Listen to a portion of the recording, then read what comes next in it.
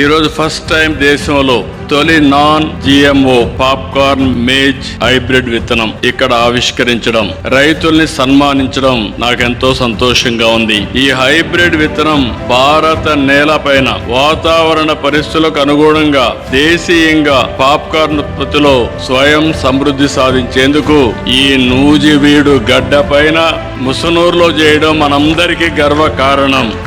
దేశీయ విత్తనాన్ని ఆవిష్కరించిన గోర్మే పాప్కార్నియా సంస్థకి మనస్ఫూర్తిగా శుభాకాంక్షలు. ఈ సంస్థ ఎండి పట్టాభి రామారావు గారు ఇప్పుడు షుగర్ ఫ్యాక్టరీ పెట్టి రైతుల్ని ఏ విధంగా ఆదుకున్న చరిత్ర.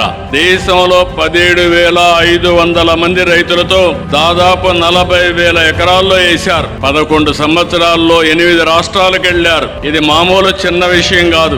ఇక్కడుండే ప్లాంట్ మీరు చూస్తే 29 టన్నుల సామర్థ్యంతో ఏషియాలోనే అతి పెద్ద పాప్కార్న్ ప్రాసెసింగ్ కేంద్రం ఇక్కడ ఏర్పాటు చేశారంటే అది వారి యొక్క ఆలోచన విధానం, వారు చేసినటువంటి ఒక ఇన్నోవేషన్.